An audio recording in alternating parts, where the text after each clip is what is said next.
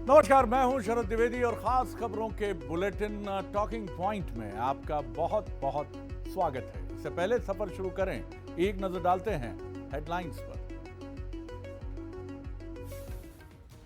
दिल्ली मुख्यालय में बीजेपी की बड़ी बैठक जारी। मिशन 24 की स्ट्रैटेजी पर मंथन। 21% से ज्यादा वोट शेयर बढ़ाने पर चर्चा। बैठक में प्रधानमंत्री मोदी, जेपी नड्डा और अमित शाह शामिल। 23 या 24 दिसंबर को हो सकता है मध्य प्रदेश कैबिनेट का विस्तार। हाईकमान से कैबिनेट विस्तार पर हुई चर्चा। लगभग सब कुछ फाइनल। कई नए चेहरों को मिल सकता है मौका। थोड़ी देर में दिल्ली से भोपाल लौटेंगे सीएम मोहन यादव। छत्तीसगढ़ के मुख्यमंत्री विष्णुदेव साय दिल्ली के लिए रवाना। शनिवार को बीजेपी की बैठक में होंगे शामिल। पीएम मोदी और अमित शाह से करेंगे मुलाकात। दोनों डिप्टी सीएम विजय शर्मा और अरुण साव भी सीएम के साथ गए दिल्ली। सांसदों के निलंबन के मुद्दे पर इंडिया गठबंधन के नेताओं का प्रदर्शन।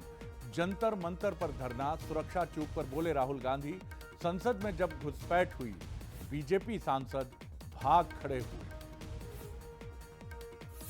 मध्य प्रदेश और छत्तीसगढ़ में कोरोना ने बढ़ाई टेंशन। सीएम विष्णुदेव साय की अध्यक्षता में हुई बैठक। मध्य प्रदेश में भी सरकार अलर्ट मोड पर। देश भर में 24 घंटे में 640 नए मामले मिले। और मध्य प्रदेश और छत्तीसगढ़ में लगातार बढ़ रही है ठिठुरन। मध्य प्रदेश में पश्चिमी विक्षोभ का असर। मौसम विभाग ने जारी किया अलर्ट। छत्तीसगढ़ के कई जिलों में पारा 12 डिग्री के नीचे।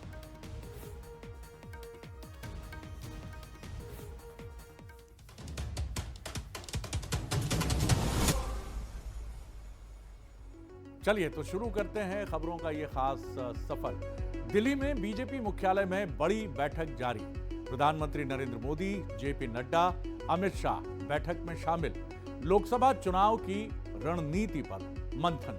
51% से ज्यादा वोट शेयर्स बढ़ाने पर चर्चा। मध्य प्रदेश के नेताओं को संगठन में मिल सकती है जिम्मेदारी। शिवराज सिंह चौहान जी को, पूर्व मुख्यमंत्री मध्य प्रदेश को, बनाया जा सकता है राष्ट्रीय उपाध्यक्ष और दक्षिण के किसी राज्य की प्रभारी के तौर पर सौंपी जा सकती है जिम्मेदारी। तो दिल्ली में बेहद अहम बैठक। भारतीय जनता पार्टी की बात करें और ये 2 दिन की बैठक मुख्य रूप से केंद्रित है लोकसभा चुनाव पर। तो बहुत ही महत्वपूर्ण और इंपॉर्टेंट बैठक है दिल्ली की। अगर हम बात करें तो काफी महत्वपूर्ण बैठक, और इसमें तमाम मुख्यमंत्री, बीजेपी रूल्ड स्टेट के और इसी के साथ पदाधिकारी, प्रभारी, तमाम लोग बैठेंगे और चर्चा होगी कि कैसे भारतीय जनता पार्टी 350 के आसपास सीटों के लक्ष्य को इस चुनाव में हासिल करे। अगली खबर की तरफ हम बढ़ेंगे। मध्य प्रदेश में 23 या 24 दिसंबर को हो सकता है मंत्रिमंडल विस्तार। मुख्यमंत्री डॉक्टर मोहन यादव देर रात दिल्ली से लौटेंगे और हाईकमान से, केंद्रीय नेतृत्व से मंत्रिमंडल विस्तार को लेकर हुई चर्चा के आधार पर वो कैबिनेट विस्तार की इस एक्सरसाइज को आगे बढ़ाएंगे। 23 या 24 दिसंबर को हो सकता है मंत्रिमंडल का विस्तार। मंत्रिमंडल में नजर आएगा जातिगत और क्षेत्रीय समीकरण का संतुलन। कई पूर्व मंत्रियों को उनकी जगह नए चेहरे स्थान पा सकते हैं इस कैबिनेट में। तो आप कह सकते हैं कि कुछ पूर्व मंत्री स्थान शायद उनको न मिले। 3 से 5 बार वाले विधायक हो सकते हैं मंत्रिमंडल में शामिल।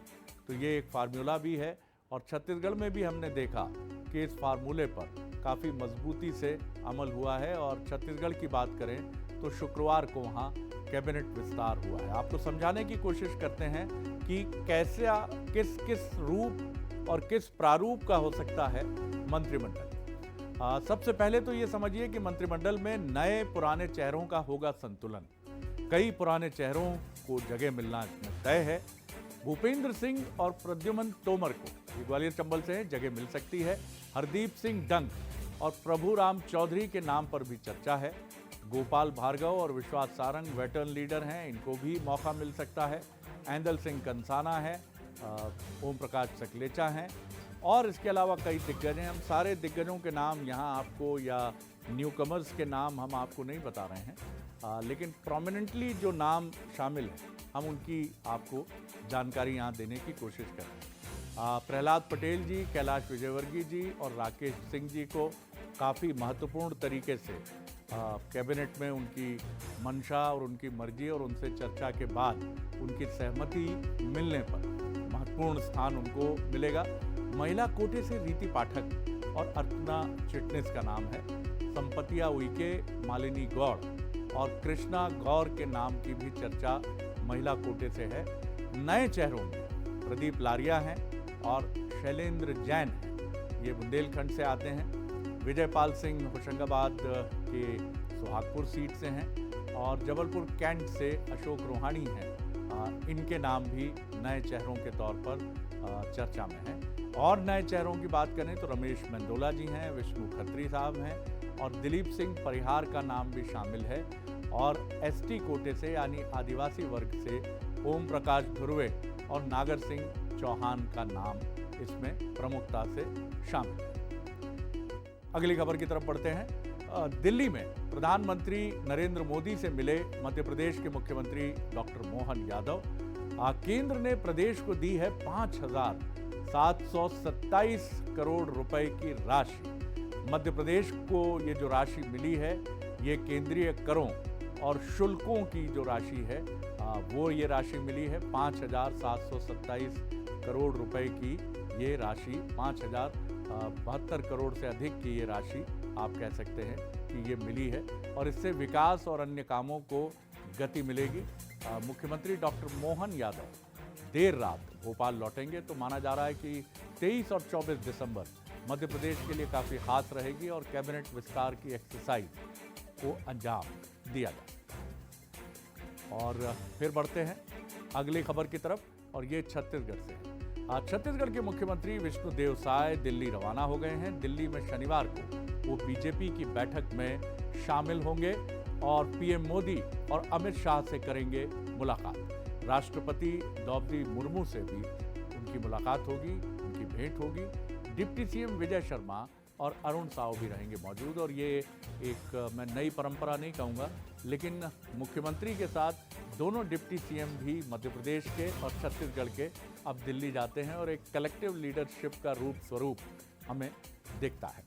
छत्तीसगढ़ से ही जुड़ी है अगली खबर की अगर हम बात कर लें, और ये अगली खबर है कि छत्तीसगढ़ में विष्णुदेव साय की कैबिनेट का विस्तार हो गया है।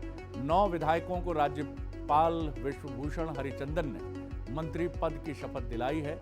पुराने के साथ नए चेहरों को भी मौका दिया गया है। कैबिनेट में एकमात्र महिला लक्ष्मी राजवाड़े को शामिल किया गया है। पहली बार विधायक बनी राजवाड़े मंत्रिमंडल में सबसे कम उम्र की मंत्री हैं। जल्दी ही मंत्रियों के बीच विभागों का बंटवारा कर दिया जाएगा। शपथ ग्रहण समारोह में पूर्व मुख्यमंत्री सीनियर कांग्रेस लीडर भूपेश बघेल भी शामिल हुए। आपको बता दें कि 90 सदस्यीय विधानसभा वाले राज्य छत्तीसगढ़ में मुख्यमंत्री सहित अधिकतम 13 मंत्री हो सकते हैं। 9 विधायकों के आज शपथ लेने के बाद मंत्रिमंडल में मंत्रियों की संख्या 12 हो गई है, यानी एक के लिए अब और गुंजाइश वहां पर बची रहती है। तो लक्ष्मी राजवाड़े जो सबसे युवा विधायक हैं, 30 साल से कुछ अधिक की ही उनकी उम्र है, एकदम युवा और नया चेहरा है। उनसे बात की हमारे स्टेट हेड आदित्य नामदेव, सुनिए। छत्तीसगढ़ में विष्णुदेव साय जी के 9 योद्धाओं ने शपथ ले ली है। मेरे साथ लक्ष्मी राजवाड़े जी हैं, मंत्री बन चुकी हैं। पहली बार विधायक, पहली बार मंत्री। बहुत कम लोगों को ये इम्पोर्टेंस मिलती है, ये पद मिलता है। जी, कहीं ना कहीं सौभाग्य और भारतीय जनता पार्टी का एक विश्वास मुझ पे जता के किए हैं, इसलिए शायद आज मैं यहाँ तक पहुँची हूँ। सदस्य, जिला पंचायत सदस्य, विधायक, मोर्चा में भी आप रहीं और अब मंत्री। मंत्री कौन सा पद विभाग मिल रहा है, जानकारी अभी तक तो शायद बताना चाहें? नहीं, ऐसा कोई बात, ऐसा अभी जानकारी प्राप्त नहीं हुआ है, लेकिन जो भी दायित्व देंगे उस दायित्व का हम प्रायोरिटी क्या रहेगी मैम, क्योंकि एक महिला हैं आप, महिलाओं से रिलेटेड ही पहले तो मैं बात करूं, क्योंकि छत्तीसगढ़ में महतारी वंदन योजना, महिला सुरक्षा, दोनों बहुत बड़े मामले। देखिए, महतारी वंदन योजना जैसे ही शपथ हुआ है, फिर से बैठक होगा, अलग अलग विभाग देंगे। लेकिन महतारी वंदन योजना में हमारे मुख्यमंत्री जी से निर्णय करके सब अब उनके ऊपर है, अब कब तक करते हैं, लेकिन बहुत ही जल्द होगा वो। जी जी जी। हमारे साथ लक्ष्मी राजवाड़े जी मंत्री पद संभाल लिए इन्होंने, मुख्यमंत्री के साथ बैठक भी हो गई है, विभागों का बंटवारा भी जल्द होगा। कैमरामैन राहुल के साथ मंत्रालय से आदित्य नामदेव। पति और पत्नी जीवन की एक बहुत अहम गाड़ी को साथ, एक गाड़ी के दो पहिए आप कह सकते हैं। ओपी चौधरी, जिनको अमित शाह जी ने चुनाव के दौरान बड़ा आदमी बनाने की बात की थी, अब वो कैबिनेट के सदस्य तो हो ही गए हैं। लेकिन उनकी पत्नी अदिति पटेल से जब बंसल न्यूज ने बात की तो उनकी प्रसन्नता बहुत साफ तौर पर नजर आ रही थी। और एक लंबे संघर्ष के बाद, क्योंकि घर में जो सपोर्ट पत्नी का होता है वही हर सफल पुरुष के पीछे एक महिला का हाथ होता है, तो अदिति पटेल वो महिला है। सुनिए बंसल न्यूज से बातचीत में उन्होंने क्या कुछ कहा। युवाओं का आइकॉन और कैबिनेट मंत्री ओपी चौधरी की धर्मपत्नी अदिति इस वक्त हमारे साथ है, हम उनसे ही बात करते हैं। भाभी, ओपी चौधरी जी कैबिनेट मंत्री रहेंगे, कैसे देखती हैं? कैसे देखते हो? मैं वही बोल रही थी कि जो रायपुर कलेक्टर थे, हारे हुए भाजपा प्रत्याशी थे, मंत्री हैं, उस ओपी में बहुत ज़्यादा अंतर है नहीं। तो वो दुनिया को अंतर दिखेगा क्योंकि वो एक्सटर्नल रूप में है। बाकी जो इंसान वो आईएएस के रूप में थे, उसके पहले थे, वही उनकी खूबी भी वही है कि वो उससे ज़्यादा विचलित होते नहीं हैं, जिस जगह पे से भी हो। मेरी बात हुई थी ओपी जी से, उन्होंने कहा था कि मैं एक एम लेके चलता हूं और युवाओं के प्रेरणा स्रोत भी रहे हैं। वो जहां जहां रहे हैं कलेक्टर, वहां पर युवाओं के लिए उन्होंने काफ़ी कुछ काम किया है। उसको कैसे देखती हैं? क्या वो अब कैबिनेट मंत्री बनने के बाद ये चीज़ें और बढ़ेंगी प्रदेश में? बिल्कुल बढ़ेंगी। जिस रोल में रहेंगे, वो जिस कैपेसिटी में रहेंगे, वो वहाँ जितना कर पाएंगे बिल्कुल करेंगे। रायगढ़ में जब उनने घोषणा पत्र में एक नालंदा परिसर की बात की थी अपने उस पर उनने काम भी शुरू कर दिया है। तो वो ही है कि जिस रोल में रहेंगे उस रोल में जितना कर पाएंगे बिल्कुल। ऑक्सीजोन भी एक उनकी ड्रीम प्रोजेक्ट था। जी जी। पॉल्यूशन एंड एजुकेशन, तो वो चीज़ें तो ऑलरेडी जो उन्हें बात जिन पे कर रहे हैं वो उस पर तो काम करेंगे, और एडिशनली जिस रोल पे जितनी कैपेसिटी उनको अलाउ करेगी वो करेंगे। तालमेल कैसे बैठता है आप दोनों के बीच में, क्योंकि आप भी गवर्नमेंट जॉब में हैं, वो भी गवर्नमेंट जॉब के बाद अब राजनीति में हैं?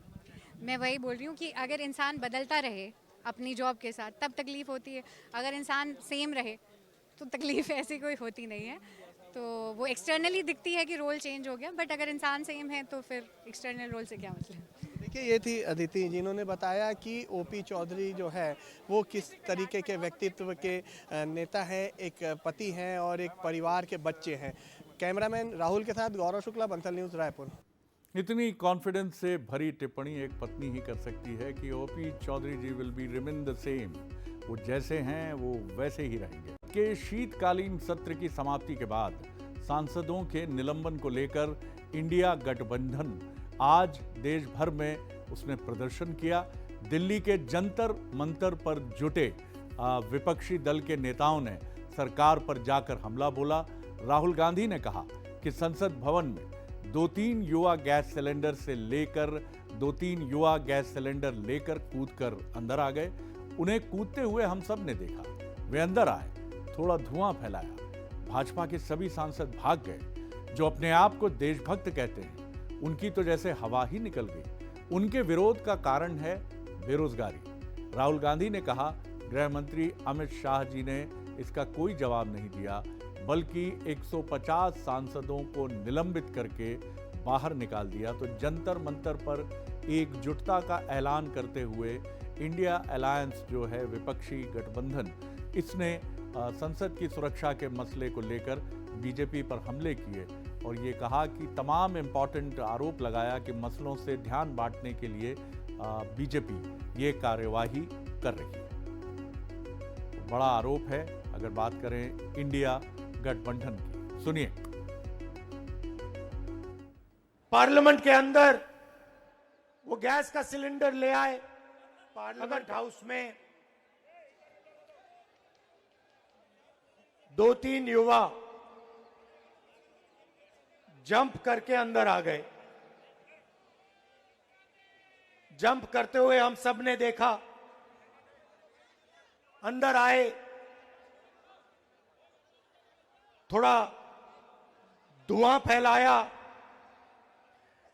बीजेपी के सांसद सब भग लिए, जो अपने आप को देशभक्त कहते हैं, हवा निकल गई उनकी। वो टीवी पे आपको नहीं दिखा, वो हमें दिख रहा था पीछे से। अगर गैस का सिलेंडर ला सकते थे तो कुछ और भी ला सकते थे। देश में भयंकर बेरोजगारी, इस देश का युवा आज रोजगार नहीं पा सकता है। अब एक अलहदा खबर, मन को छू लेने वाली खबर जो न्यायधानी से आती है, कोर्ट से आती है। जज साहब ने बड़ी ही भावुक कर देने वाली बात कही। उन्होंने कहा कि फाइल के अक्षरों को आगे पीछे करके लाइफ भी बनती है, और हमारे सामने जो फाइल है उसमें एक नहीं कई लाइफ्स हैं, कई जिंदगियां हैं। ये न्यायालय की टिप्पणी है जो दुष्कर्म के एक मामले में फैसला सुनाते हुए जज ने। दरअसल मध्य प्रदेश हाईकोर्ट की ग्वालियर पीठ ने नाबालिग पत्नी से दुष्कर्म के मामले में आरोपी पति को बरी कर दिया। 1.5 साल के बच्चे को लेकर कोर्ट पहुंची पत्नी ने जज के सामने आंसू बहाकर फरियाद करते हुए कहा कि मैं अपनी मर्जी से पति के साथ गई थी। इसको और समझ लीजिए, दुष्कर्म की बात इसलिए हो गई कि दोनों ही नाबालिग थे जब उन्होंने भागकर शादी की, और हम दोनों ने शादी भी कर ली और अब एक बच्चे के माता पिता हैं। लेकिन चूंकि नाबालिग थे और इसी परिस्थिति में एक बच्चे की मां भी नाबालिग लड़की बनी, ऐसे में दुष्कर्म का मामला दर्ज हुआ और पति जेल चला गया। तो पत्नी ने फरियाद लगाई कि दुष्कर्म के आरोपों को हटाकर केस बंद कर दिया जाए, जिस पर विचार करते हुए जस्टिस आनंद पाठक ने कहा आरोपी को सजा नहीं दी जा सकती है, लेकिन एक व्यक्ति को सजा देने से 2 जिंदगियां बर्बाद हो जाएंगी। जिसके बाद कोर्ट ने केस को निरस्त करते हुए आरोपी को भी बरी कर दिया। दरअसल 2021 में नाबालिग युवती अपनी इच्छा से युवक के साथ घर से चली गई थी, जिसके बाद दोनों से रजामंदी से दोनों ने शादी कर ली। लेकिन परिजनों ने युवक पर अपहरण के साथ दुष्कर्म का केस दर्ज कराया। लेकिन जब पुलिस ने दोनों को पकड़कर कोर्ट में पेश किया तो नाबालिग युवती ने परिवारजनों के साथ जाने से मना कर दिया, जिसके बाद उस युवती को नारी निकेतन में रखा गया। नारी निकेतन में नाबालिग ने एक बच्चे को जन्म दिया, जिसके बाद से ही पत्नी कोर्ट में पति को बरी करने के लिए अर्जी लगा रही थी। यानी ये जो पत्नी थी ये नाबालिग थी, और इसी वजह से इस पर दुष्कर्म का और अपहरण का केस लड़की के परिवार वालों ने लगाया, जिसकी वजह से उसके पति को 1.5 साल करीब जेल में बिताने पड़े। और आखिर इस लड़की ने, इस युवती ने लड़ाई लड़कर अपने पति को मुक्त कराया, और न्यायालय का एक बहुत ही मानवीय फैसला सामने आया। अगली खबर की तरफ पहले सुन लीजिए क्या कुछ कहा है, फिर उसके बाद हम आगे बढ़ेंगे। जी चलिए अब बढ़ेंगे हम अगली खबर की तरफ। अयोध्या में राम मंदिर में प्राण प्रतिष्ठा को लेकर तैयारियां जोरों पर हैं। 17 जनवरी 2024 से मंदिर एक तरह से पूरे देश को लोकार्पित हो जाएगा। इसी कड़ी में अयोध्या में मर्यादा पुरुषोत्तम श्री राम इंटरनेशनल एयरपोर्ट के लोकार्पण से पहले ट्रायल हुआ। रनवे पर शुक्रवार को एयरक्राफ्ट की, ये भारतीय वायुसेना का विमान है, सफल लैंडिंग कराई गई। दिल्ली से पहली उड़ान 30 दिसंबर को इसी हवाई अड्डे पर उतरेगी। इससे पहले व्यवस्थाओं की जांच के लिए शुक्रवार को ट्रायल किया गया। पहले मुख्यमंत्री उत्तर प्रदेश योगी आदित्यनाथ ने एयरपोर्ट सहित राम मंदिर के निर्माण का जायजा लिया। एयरलाइंस कंपनी इंडिगो पहले चरण में अयोध्या से दिल्ली और अहमदाबाद के लिए उड़ान शुरू करने जा रही है। आपको ये भी बता दें कि फ्लाइट के जरिए 1 घंटे 20 मिनट में दिल्ली से अयोध्या की दूरी तय हो जाएगी। तो अयोध्या अब पर्यटकों का एक बहुत ही अलग अंदाज वहाँ तय हो रहा है। फैजाबाद जिसके तहत अयोध्या आता है, कलेक्टर ने क्या कुछ कहा है वो भी सुनिए। बिल्कुल यहाँ पे सब तैयारियां हम उसी के अनुसार कर रहे हैं। 30 तारीख को इनॉग्रेल फ़्लाइट्स भी आ रही है और इसके तहत हम लोग कार्रवाई कर रहे हैं। और दिल्ली की फ़्लाइट्स 30 तारीख को आ रही है और यहाँ से फिर लौट कर दिल्ली भी जाएगी। और आगे मल्टीपल लोकेशंस के लिए भी ये तैयारियां चल रही है। अहमदाबाद के लिए भी फ़्लाइट्स की बुकिंग शुरू हो गई है। दिल्ली का भी दो सर्विसेज के लिए बुकिंग शुरू हो गई है और भी मल्टीपल लोकेशंस के लिए हम लोग बात कर रहे हैं। अब राम जी की नगरी अयोध्या से सीधे खेल के मैदान में, 26 दिसंबर से टीम इंडिया साउथ अफ्रीका के खिलाफ 2 टेस्ट मैचों की सीरीज का आगाज करेगी। प्रोटीज टीम के घरेलू मैदान में टीम इंडिया अब तक स्ट्रगल ही करती नजर आई है, संघर्ष ही करती नजर आई है। टीम ने यहां 8 टेस्ट सीरीज खेली हैं, इनमें से 7 सीरीज उसे गंवानी पड़ी हैं। तो आप समझ सकते हैं कि काफ़ी टफ रहा है इससे पहले का दौरा जब भी टीम साउथ अफ्रीका गई है। टीम केवल एक बार साल 2010-11 में यहाँ टेस्ट सीरीज ड्रॉ कराने में कामयाब रही थी। साउथ अफ्रीका में टीम इंडिया ने 8 टेस्ट सीरीज के तहत टोटल 23 टेस्ट मैच खेले हैं और आप देखिए कि केवल 4 मैचों में जीत मिली है, जबकि 12 मैच टीम इंडिया हारी है और 7 मैच ड्रॉ रहे हैं। टीम इंडिया ने यहां 2022 में 3 मैचों की टेस्ट सीरीज खेली थी, तब विराट कोहली की कप्तानी में टीम इंडिया को 1-2 से सीरीज गंवानी पड़ी थी। दुनिया भर में अपना झंडा बुलंद कर चुकी टीम इंडिया इस बार साउथ अफ्रीका में क्या इतिहास रचेगी, ये तो वक्त बताएगा। हालांकि ऑस्ट्रेलिया में जाकर हमने ये इतिहास रचा है, तो उम्मीद की जानी चाहिए और शुभकामनाएं भारतीय क्रिकेट टीम के साथ हैं कि वो यहाँ भी अपना परचम फहराए।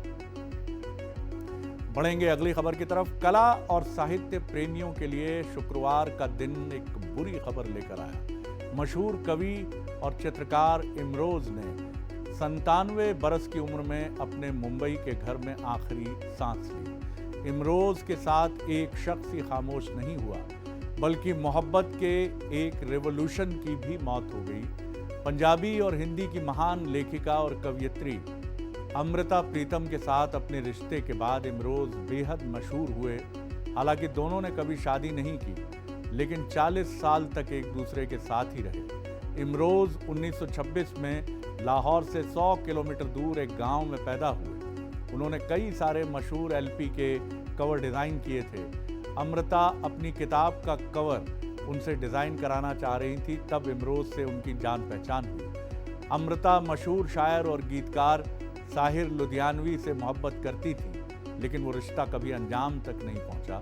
इसके बाद अमृता की ज़िंदगी में इमरोज आए और कहा यह भी जाता है कि जब वो इमरोज के साथ स्कूटर पर बैठती थी तो बेख्याली में, बेध्यानी में वो साहिर लुधियानवी जी का नाम इमरोज की पीठ पर लिखती रहती थी। लेकिन इमरोज हमेशा मोहब्बत को पाकीज़गी से हमेशा अपने सर माथे लेते रहे। दोनों की उम्र में 7 साल का फ़र्क था।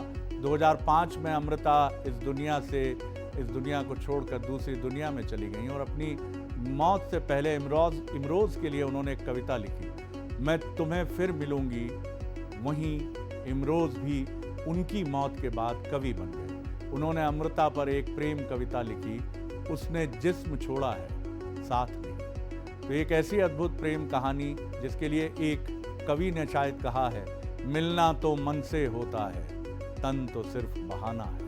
प्रेम का सच्चा और वास्तविक रूप अमृता प्रीतम और इमरोज की प्रेम कहानी में हमें नजर आता है। और अब वक्त है आपसे इजाज़त लेने का, तो आप अब मुझे दीजिए इजाज़त। कल फिर इसी समय इसी वक्त आपसे मिलेंगे। गुड नाइट, शुभ रात्रि, शब बखैर।